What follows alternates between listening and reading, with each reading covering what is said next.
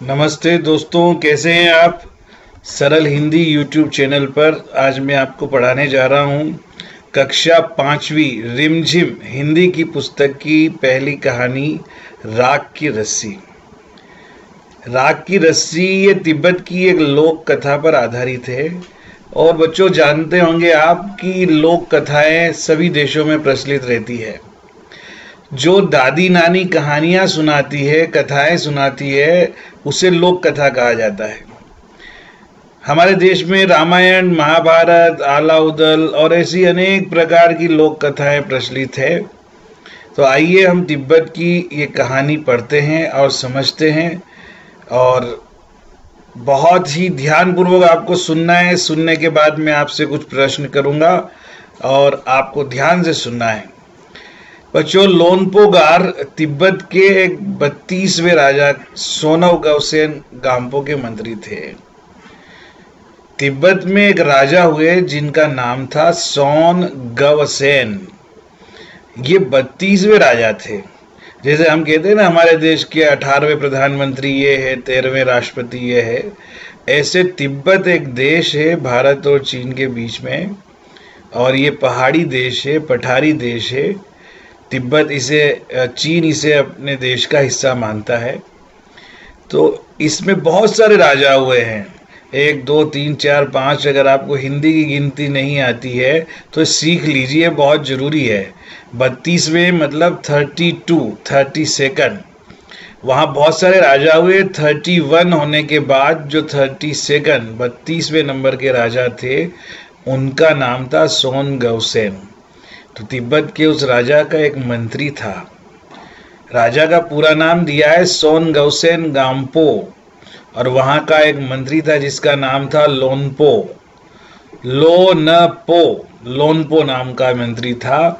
जैसे अकबर बीरबल की कहानी में हमने सुना है, बीरबल बहुत चालाक, समझदार और मशहूर था, वैसे ही ये लोनपो गार नाम का जो मंत्री था, ये भी बहुत ही चालाक था और अपनी हाजिर जवाबी के लिए ये बड़ा फेमस था, मशहूर था। लोनपो गार का एक बेटा था, बहुत सीधा साधा था।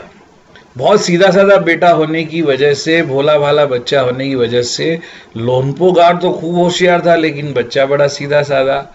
उसके मन में उसकी चिंता थी कि ये बड़ा होने के बाद ये कैसे पैसा कमाएगा, कैसे अपना जीवन चलाएगा, कैसे इसकी शादी ब्याह होगा। ऐसी बहुत सारी चिंताएं उसके मन में होती होगी, है ना। वो जानता था कि मेरा बेटा जरा भी चालाक नहीं है, होशियार तो बिल्कुल भी नहीं है।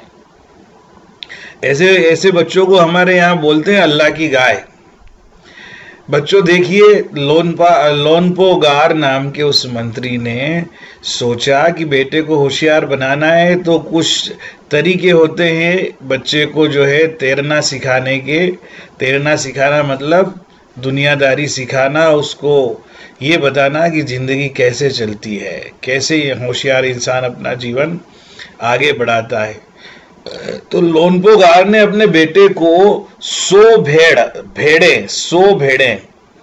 भेड़ को हमारे मालवा में गाडर भी बोलते हैं।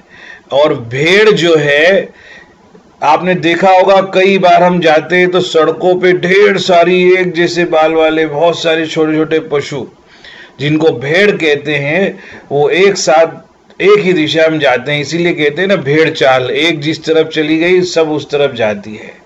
ऐसी 100 भेड़ें लोनपो गार नाम के उस मंत्री ने अपने बेटे को दी और बोला, जाओ इनको शहर लेके जाओ, और इनको मारना भी नहीं है, इनको बेचना नहीं है, ये ध्यान रखना, और पूरी 100 की 100 भेड़ वापस लेके आना है। और जब वापस लाओ तो 100 जौ के बोरों के साथ आना, 100 बोरे। यहाँ मेरा सभी पेरेंट्स से भी अनुरोध है और बच्चे आपसे भी, आपने जौ नाम का अनाज अगर नहीं देखा है तो आप जरूर किसी आटा चक्की पर मिल जाएगा, किसी किराने की दुकान पे मिल जाएगा।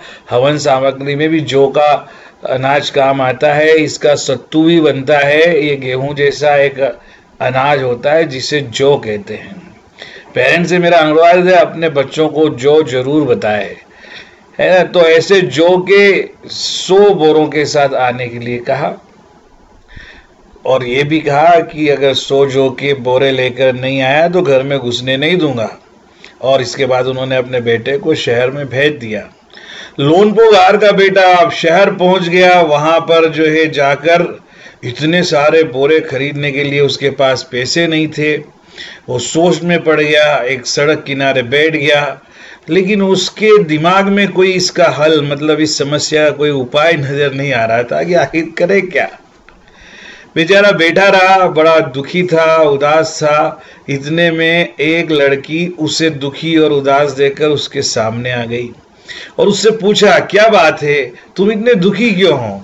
लोनपो गार ने सारी कहानी बताई कि मेरे पिताजी ने इस तरह से मुझे 100 भेड़े देकर भेज दिया है और 100 जौ के बोरे मंगवाए हैं और कहा है कि भेड़ भी मत बेचना और इन्हें मारना भी नहीं है। तो लोनपो गार के बेटे ने सारी कहानी जब सुनाई तो वो लड़की बोली, अरे दुखी होने की कोई बात नहीं है, इसमें इतना चिंता करने की कोई बात नहीं है, मैं इसका हल बताती हूँ। इतना कहा लड़की ने, और वो जो भेड़ थी उनके जितने भी बाल थे, हर भेड़ के बालों को उसने बालों को उतारा मतलब बालों को का जैसे कटिंग नहीं करते हैं ऐसे उन्होंने बालों को कटवाया भेड़ों की खाल से, उनके शरीर से, और उन सारे बाल को बाजार में बेच दिया।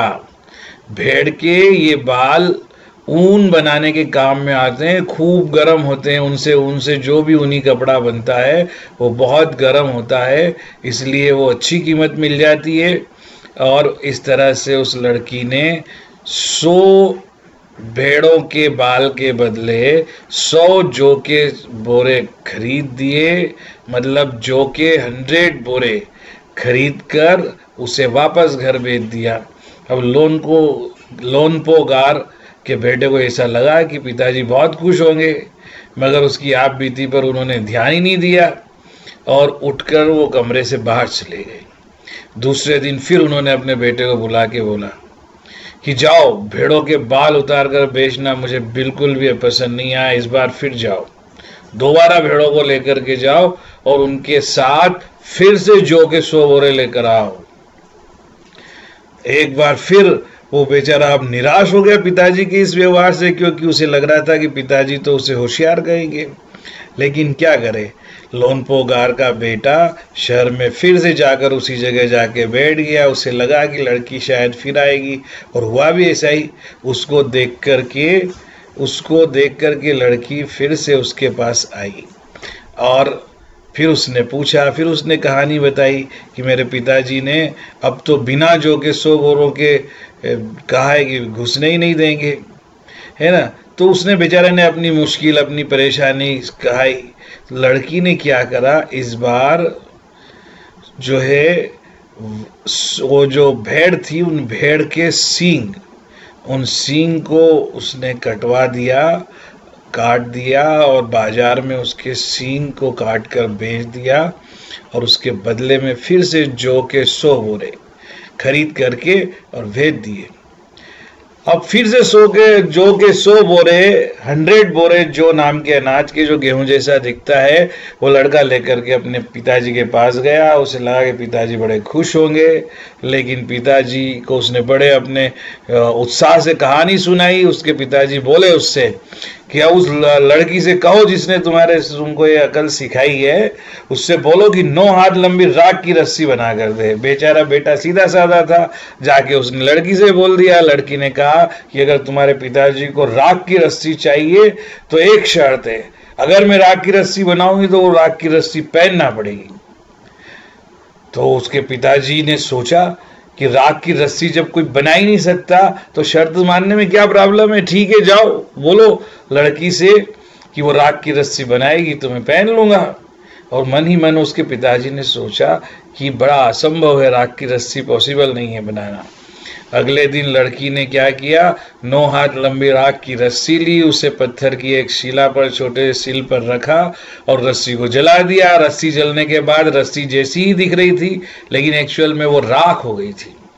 आप लोग भी कभी कोई ऐसी मोटी रस्सी छोटी सी देखिए और उसको जला दीजिए रख करके, और जलाने के बाद देखिए वो रस्सी वैसी की वैसी दिखाई देती है, लेकिन राख की हो जाती है ना। अब उसको आप हाथ लगाकर उठा भी नहीं सकते, आपके हाथ में केवल राख आएगी। जब रस्सी जल गई तो रस्सी के आकार की राख ही बच गई। इसे वह सिल समेत लोनपोगार के पास ले गई और बोला कि ये लो, राख की रस्सी मैंने बना दी, आप पहनिए। लोनपोगार रस्सी को देख करके चकित रह गया, आश्चर्य हो गया, उसको सरप्राइज था। और वो जानता था कि राख की रस्सी को गले में पहनना तो बहुत दूर की बात है, उसको टच करके और ले भी नहीं सकते हाथ में। वो लोनपोगार जो अपने आप को बहुत होशियार समझता था, सबसे बुद्धिमान मंत्री था, बहुत चालाकी और होशियारी के लिए प्रसिद्ध था, उस लड़की की समझदारी के सामने उसकी सारी चतुराई एक तरफ धरी की धरी रह गई।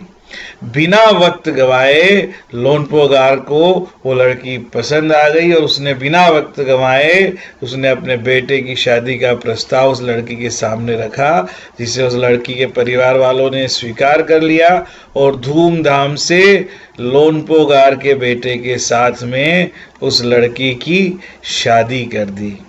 दोस्तों, ये छोटी सी कहानी है। अब बताइए कितना अच्छा जीवन साथी मिला उस लड़के को। अगर वो लड़की नहीं मिलती तो क्या वो लड़का अपने पिताजी की नज़रों में उनका काम करने में सफल हो जाता? बिल्कुल नहीं। पहले उस लड़की ने उसके संकट में उसका साथ दिया, और जो संकट में साथ देता है वो मित्र होता है। बच्चों देखिए, इसमें कुछ शब्द आए हैं। आपको अपने माता पिता की सहायता से, मतलब अपने पेरेंट्स, अपने घर में जो भी छोटे बड़े भैया बहन हैं, उनकी सहायता से इस कहानी में आए कुछ शब्दों का मतलब आपकी कॉपी में लिखना है ना। आपको अब नई कॉपी तो बाजार जाके भले ही खरीदे या नहीं खरीदे, लेकिन आप अपनी किसी भी कॉपी में एक सबसे पहला काम है, एक पेज पर इसके कुछ शब्दों के अर्थ लिखना। जैसे चालाकी शब्द है, इसका अर्थ आपको लिखना है। चालाकी का शब्द का अर्थ चतुराई हो सकता है, और क्या हो सकता है आप भी सोचिएगा। हाजिर जवाबी का मतलब होता है तुरंत उत्तर देने वाला, तुरंत उत्तर देना। मशहूर होता है प्रसिद्ध, जो फेमस बोलते हैं ना इंग्लिश में, उसको हिंदी में प्रसिद्ध बोलते हैं। ठीक है, ऐसे लिए चिंता का विषय, परेशानी का विषय हो सकता है। होशियारी, होशियारी को आप क्या समझते हैं? सीधा साधा है ना। रवाना एक शब्द है, जब उस किसी को कहीं पर भेजते हैं तो उसे रवाना करना कहते हैं। एक शब्द इसमें तरफ है, शहर की तरफ यानी शहर की ओर। तो ऐसे मैंने बहुत सारे शब्द आपके इस चैप्टर में अंडरलाइन कर दिए हैं। हल और हाल, देखो दोनों में एक मात्रा का अंतर है। हाल मतलब समाचार और हल मतलब उपाय। तो इसमें और भी बहुत सारे शब्द हैं जो मैंने अंडरलाइन कर दिए हैं, आपको आपकी अपने स्क्रीन पर दिखाई दे रहे होंगे। इन सारे शब्दों के अर्थ आपको लिखना है। एक मुश्किल शब्द है, कठिन हो सकता है, निराश का, उदास हो सकता है। ऐसे और भी सारे शब्द जो आपको नहीं आते हो, जिनका मतलब आपको पता नहीं हो, जरूर आप उसका अर्थ लिखिए।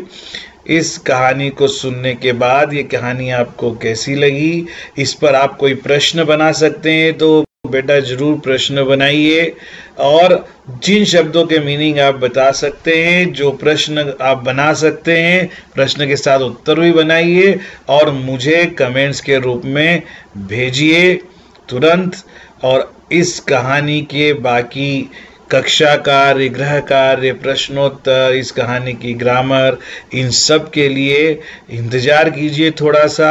अगले YouTube चैनल पर, हमारे YouTube चैनल के अगले वीडियो पर हम ये सारी चीज़ बताएंगे। इसकी ग्रामर में व्यक्तिवाचक और जातिवाचक संज्ञा के बारे में कुछ प्रश्न हैं, तो उसको जानने के लिए मेरा पहला दूसरा वीडियो जो है उसमें व्यक्तिवाचक जातिवाचक संज्ञा बहुत अच्छे से समझाई गई है, उसको आप ज़रूर देखें, शेयर करें और सब्सक्राइब करें। अगली बार एक और कहानी लेके जल्दी आऊँगा। धन्यवाद, नमस्ते, थैंक यू वेरी मच।